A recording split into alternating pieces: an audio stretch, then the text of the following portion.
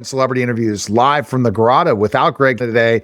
Greg's not going to be with us, but our guest today, I think, is a power couple because I think about how successful entrepreneurs, business people, anyone in a career needs to have that partner who supports, but they're supporting each other.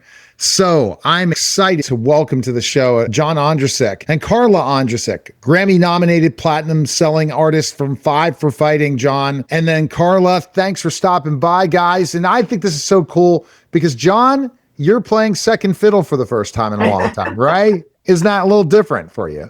And I'm not even a really good fiddle player. But yeah, it's really awesome. And we'll get into Carla was a very successful music publisher and discovered me and has been by my side my whole career. It's great to see her in front of the camera instead of behind the camera. And I imagine that's a little bit different these days. You know what is cool, John, is the fact is that there is always a story behind the person's success. And there's always, because you can't just do it alone, John. And we'll talk further about that. But Carla, why did you decide to write a book? Just tell us that why. Wow. The honest answer is, if I didn't, I would have really regretted it. I feel like this was my message to give. I'm obsessed with the word try, and I see how it holds people back. And every time I hear that word, I'm triggered. And I thought no one else is no one's talking about this elephant in the room. And it was my message. And so I just, at this point in my life, decided now's the time. And I did it. And I'm very excited. And that's the key thing, is being excited to do it and go do it. And you couldn't find the time till now. Did you ever think of writing before this? I didn't. I knew that I have been researching the material in this book for maybe 15, 20 years, holding study groups and talking to people and taking notes, but never really knowing what I was going to do with it. I wasn't sure. And then the opportunity kept coming to me, and I thought, okay, I'm going to write this book. So, John, what kind of support once she told you she's going to finally write the book? Have you been trying to say, hey, this would be something you should think about doing? If I said I've been trying, I'd get a little knock on the head because the word try is not allowed to be used in our house. But again, the book is called Stop Trying. There it is. See, that's a good mince of words. Go ahead. Yeah, it's really been Carla's kind of philosophy through her whole life. She came to California at 17 years old with a suitcase and the clothes on her back, and really forced her way into success in a great life, in a middle-class life, and an amazing job. And she didn't try. She had no chance. She had no choice in the matter. And so that philosophy has rubbed off on me.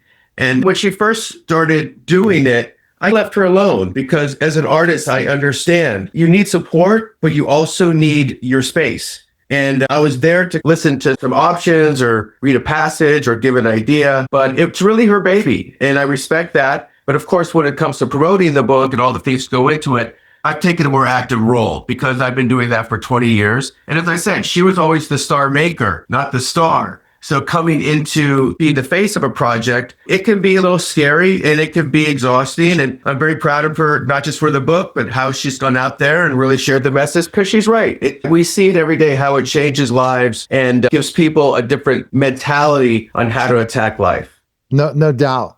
And I think that, Carla, you were one of the biggest, now I would hate to use the word cheerleader for John in his career. I was. I'm still his biggest fan. I didn't really get to go to a lot of the shows early on. We had our kids were little. And now when I get to go, I'm in the audience just like starry-eyed looking at him and singing the songs. And I'm still his biggest cheerleader. I push him every day. I'm waiting for a new song. I'm waiting for a new Five for Fighting song. So is that, John, the thing that you like, is to have a partner who pushes you for success and it goes after your dreams? I think that's key, because if you don't have a partner that's for what you're doing in your career, it's very difficult. The great thing with our whole kind of journey has been Carla was there from day one. She wasn't there when I was writing hundreds of songs and struggling, but she was there when I got my first record deal. She was there when everybody passed on me. She was there when EMI Records closed. She was there when I had the #1 song in the country. And you're right, just having somebody to share these life moments with, not necessarily the highs, but the lows as well. And it gives you a perspective of when things go great, you have a certain grounding, a certain humility. You know, when you come home, you still got to go take out the trash. You still got to do the dishes.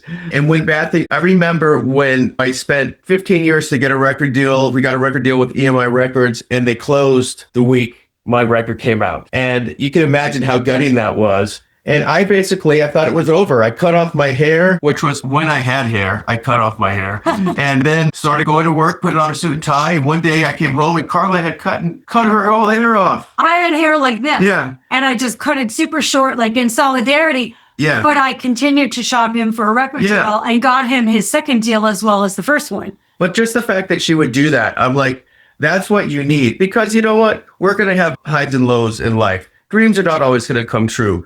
But if you have somebody to share that with you, of course, having kids gives you another perspective. That really gives you a sort of freedom in life to take big swings and know whatever happens, you'll have support.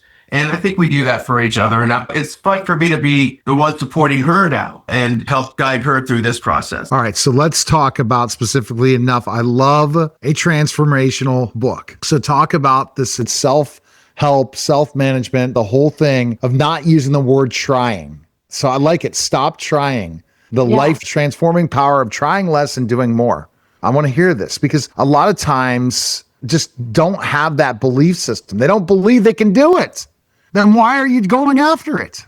I think that they don't think they're doing when they're trying. They're hiding behind this like safety man of, I'll give it a try, because then you get to lean on excuses. It didn't work because this, or blame. It didn't work because and there's no accountability. Look, I only said I was going to try. As a wrestler, you didn't enter that wrestling ring going, I'm going to try to take this guy down. No, you were like, I'm doing this right. Yeah, especially to try to get the crowd who knows me. Yeah, get it. Or the next deal in business. Yeah. If you think you're not going to get it when you're on a sales call, or you're trying to close a big client, or you're trying to book a big guest, you're saying they're going to say no. No, there's no such thing as that. Well, listen, the second you say, I'm trying to book a big guest, you are building in the intention and the potential for failure. When you say, I'm trying to, the better thing is, I'm going to book. Who is it that you want on your show?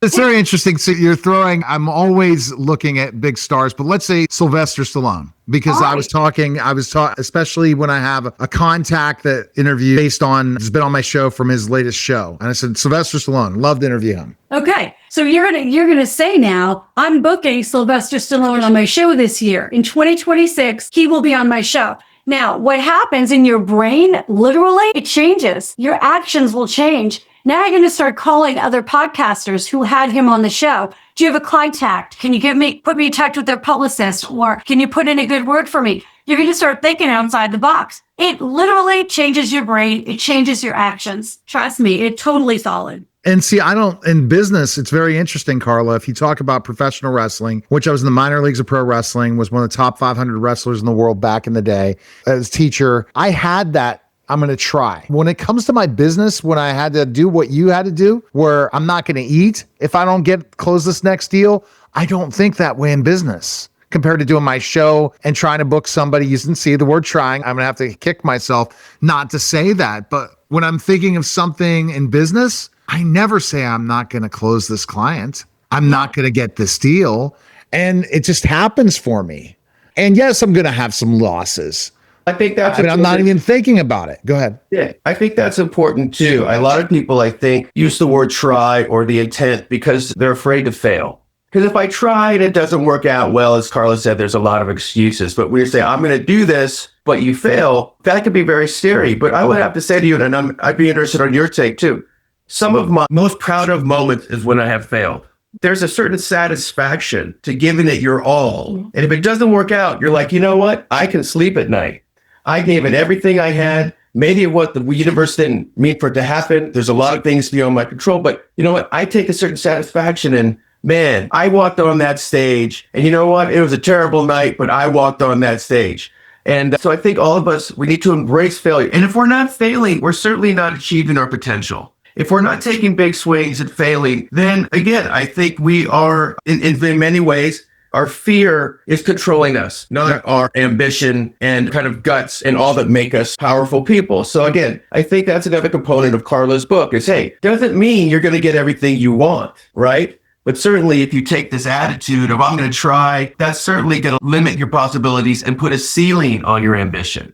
Because you're thinking in your mind, it's not going to happen. And I just don't live like that. Yeah, I don't. But Carla calling me out, trying to go after Slide alone, I'm not going to go, I'm going to try. I'm going to do. And there you go. And we'll see what happens. Yeah, literally. Yeah, it's neuroscience too. Our brain lights up differently. When you say I'm going to try, it's lighting up. Okay, the neurotransmitters, the serotonin, the dopamine, the adrenaline, and all that, it goes like this, very low. It's going from park to neutral. Still nothing's happening. I'm going to try, neutral. But when you say, I'm going to do, it goes from park to drive. Your brain is now fired up. Your voice gets louder. You sit up taller. And now it's ready for direction. And you have to take strong, determined action when you're going to do something. You don't have to when you're only trying. And one thing Carla talks about in her book that I really like, it's not just for yourself, it's for people you interact with. She likes to talk about when somebody invites you to a party and you say, I'll try to be there. What does that usually mean?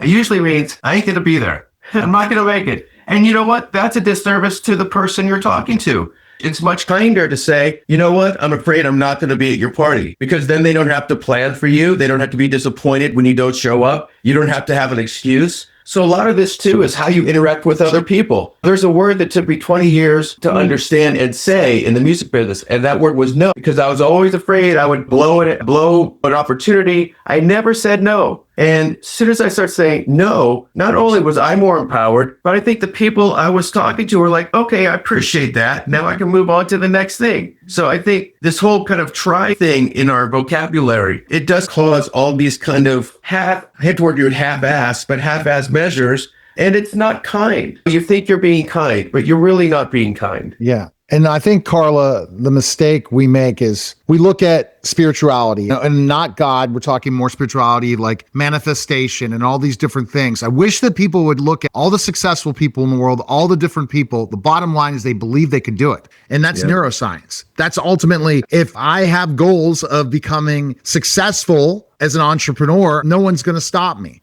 And yes, I might not follow the same blueprint everyone else does. I'm doing it my way. Yeah. And I am looking at things. So I've created a goal, which is the craziest goal. And I'm more in a longevity goal to live to 150 or live forever. And that is what I'm playing on more than anything. So I said, I'll play the game, keep playing, and then I'll win because I'm going to be there. I'm not going away. I'm going to play the Jeff Bezos way. I'm not going away. I'm just going to learn and become better and better, and no one's going to stop me.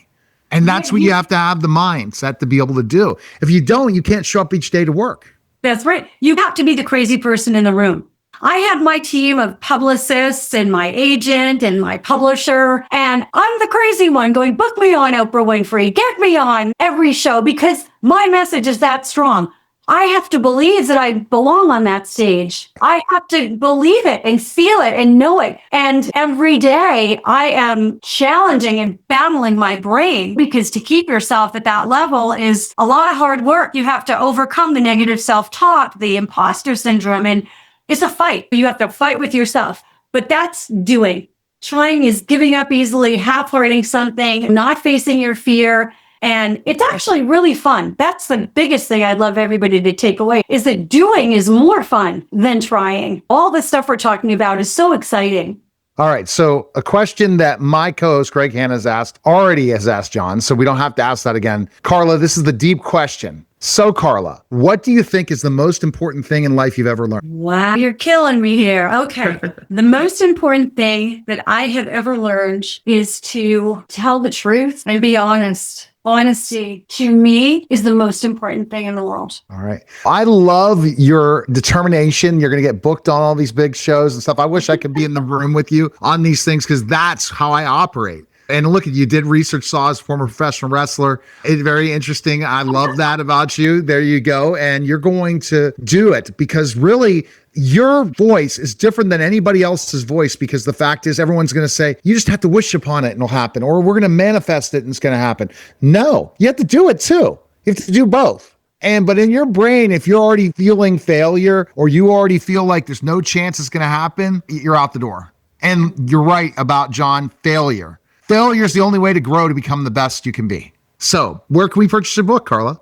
Everywhere. Go online, Amazon, Barnes & Noble, Target. You can just order this book. It's audiobook and Audible and everywhere that's sold. I encourage people to follow me on Instagram because I do daily hits, like literal fun, really important. I interview people, reasons why trying. It's a daily kind of muscle builder of don't try. Buy the book everywhere, order it, and it will be the greatest gift you can give yourself and anybody that you love. All right, fantastic. That was a special simulcast of the Neil Haley Show. And John, latest news with you. Sorry about that. Go ahead. What's the latest news with you? Check you out. Yeah, look, we'll be out on the road. We just finished our last show this weekend, Fight for Fighting. We'll be out in the spring, the fall. Quartet, rock band, go to fightforfighting.com. All the info's there. And as I said, thank you for having us. And I have a buddy who's pretty good friends with Sly, so I'm going to hop on the phone with him as soon as we're done. You're kidding me. All right. It's a special simulcast of the Neil Haley Show and celebrity interviews live from the Grotto. Greg Canna, guys. Take care.